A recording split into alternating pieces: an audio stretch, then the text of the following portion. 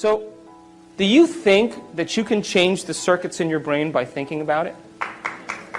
Do you? So they did this experiment a little ways back.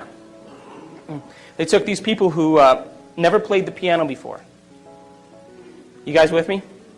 And they separated them into 4 categories, and they said, listen, we're going to scan your brains before you learn these exercises, and then we're going to scan your brain after. And all you have to do is show up for 2 hours a day in practice for 2 weeks. Okay? And just follow the instructions. And we're going to hook your brain up to these sophisticated scans, and we're going to see what happens before and after.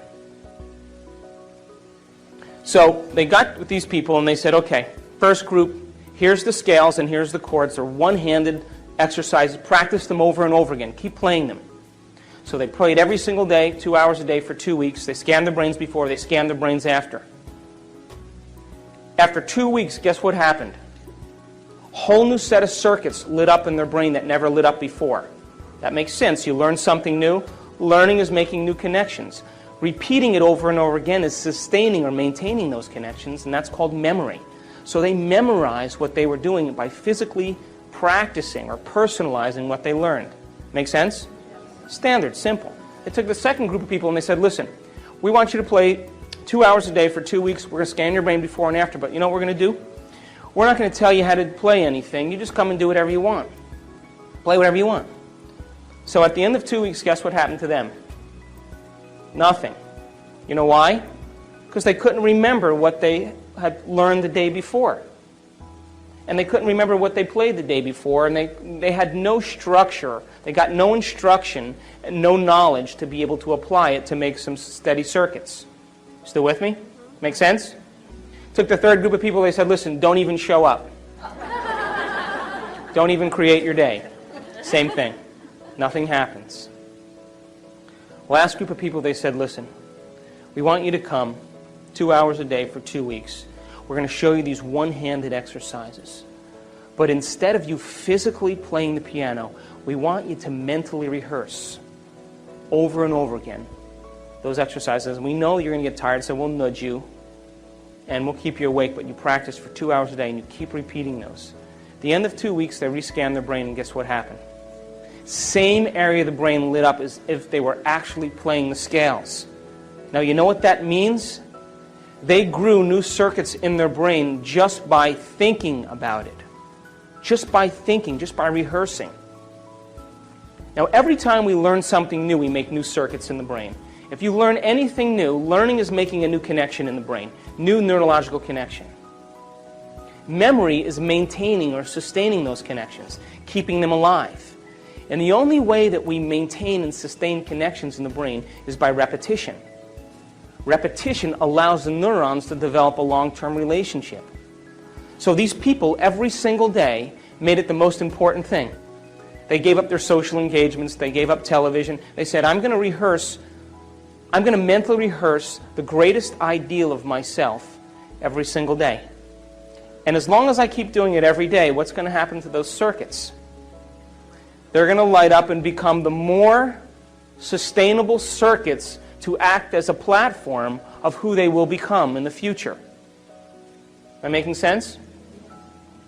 Now, the last thing that they had in common, which I find the most important, is that during this process of rehearsal, while they were sitting down rehearsing who they were going to be, just like the piano players, rehearsing over and over again,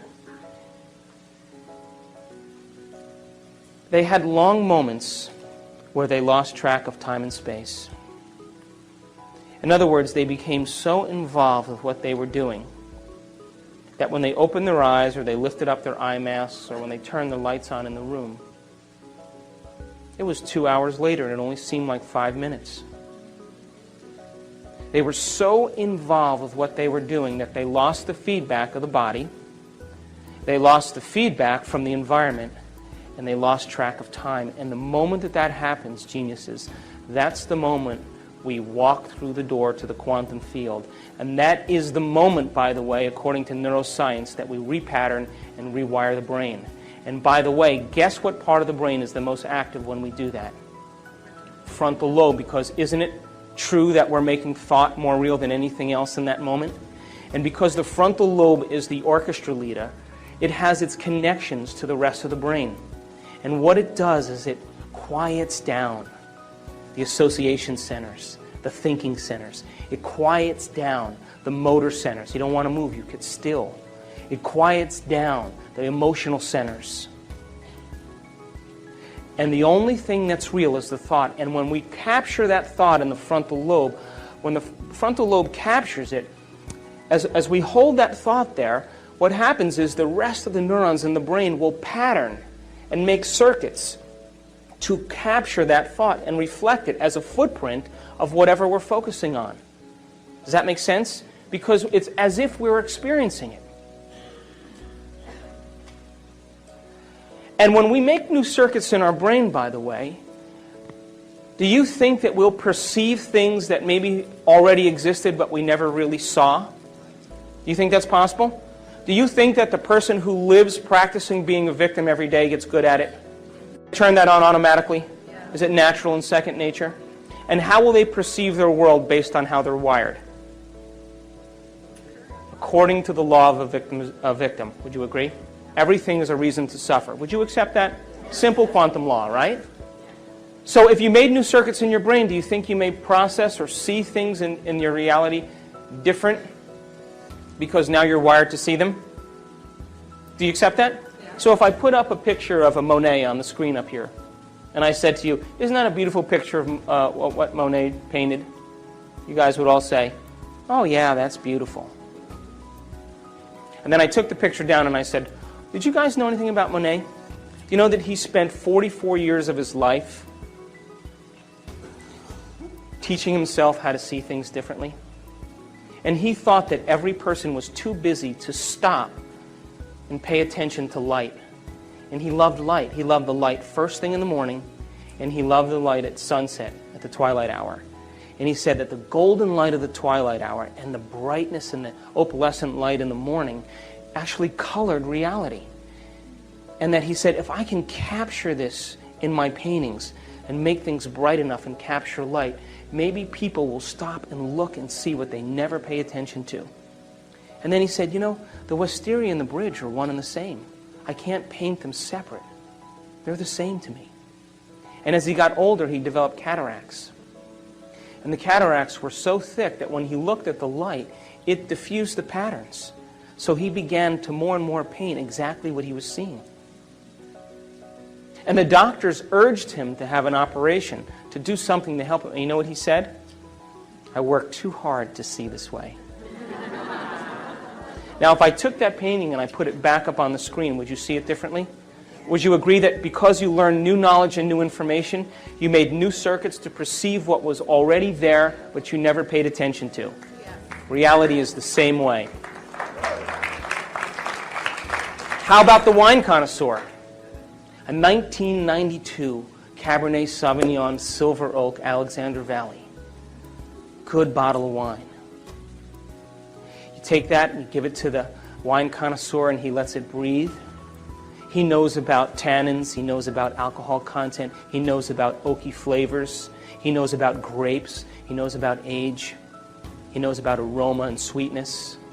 You think his brain is wired to perceive what wine is all about? Did he pay attention through knowledge long enough period of time to wire his brain to perceive subtleties in wine so that he would enjoy every single taste in that wine? You take the person who drinks the screw-off tops, you give him the 92 Cabernet, what happens? I don't taste any difference because he's not wired to. Do you understand?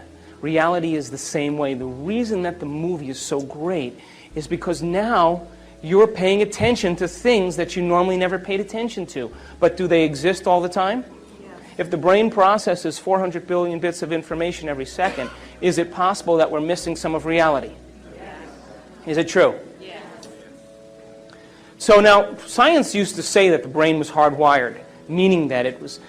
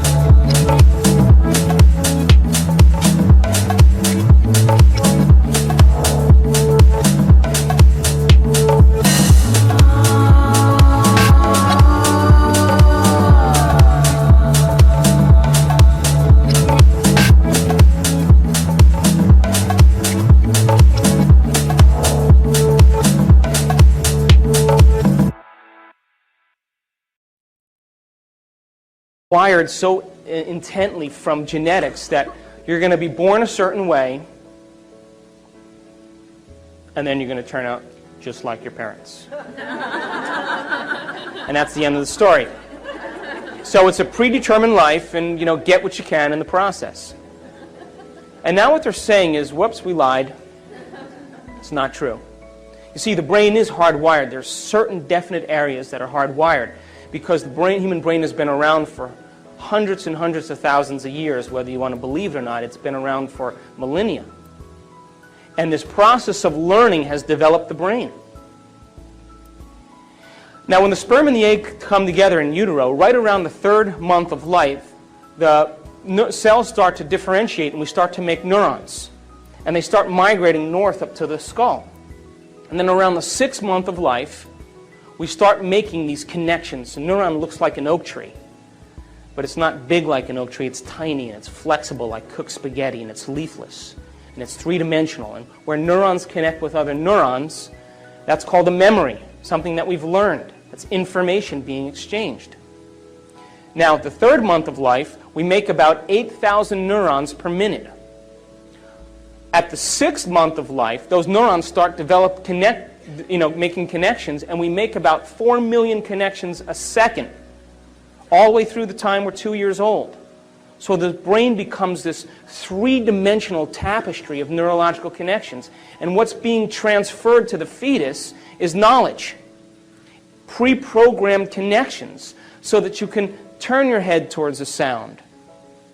And you know what to do when you're sad. And you know what to do in case there's a threat or stress from your environment. So we have certain pre-wired patterns that have been shaped and developed from eons of trial and error.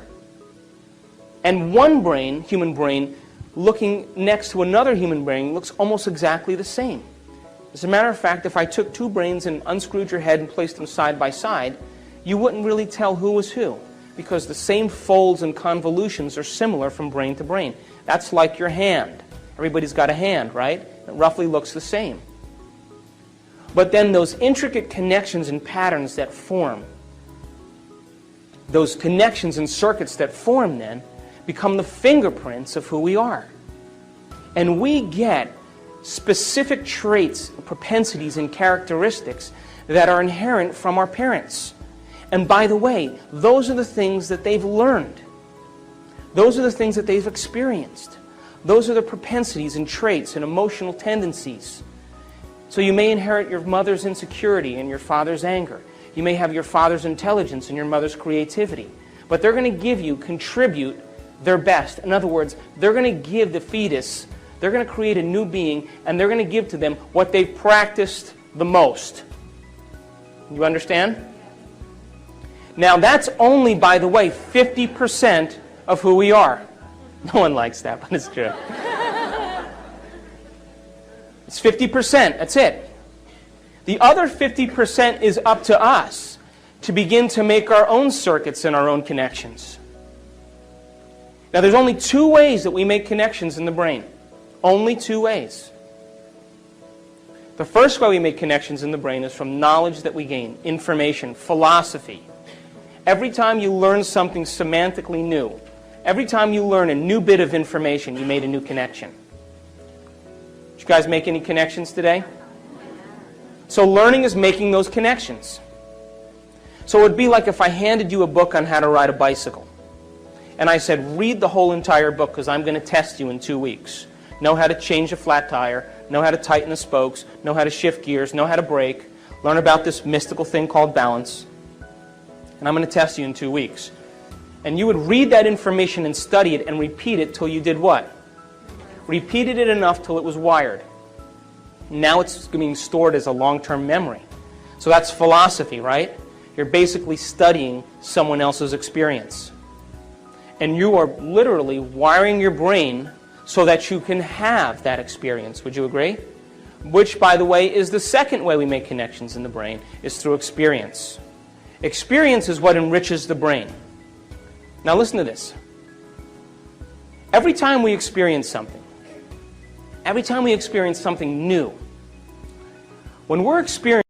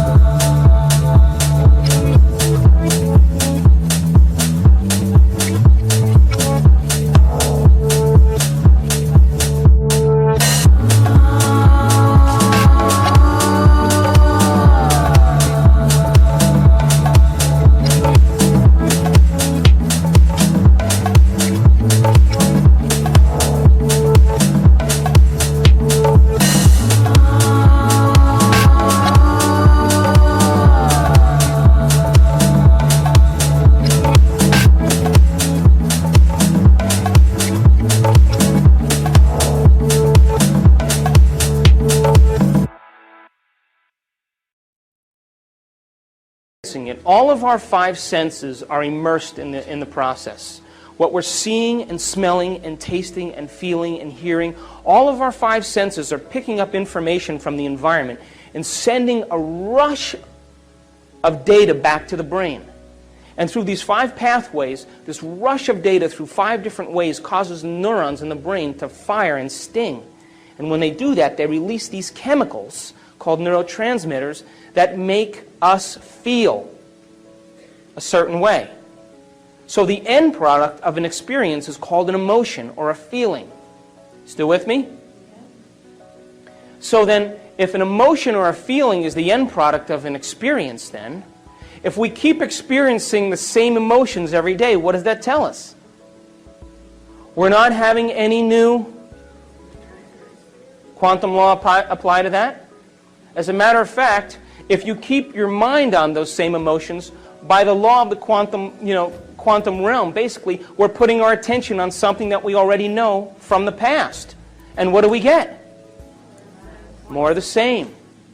So when we live by emotional propensities and emotional addictions, what we're really saying is, my observation is on something that's familiar to me based on the past, and I will keep observing it to keep it intact so that my future looks just like my past.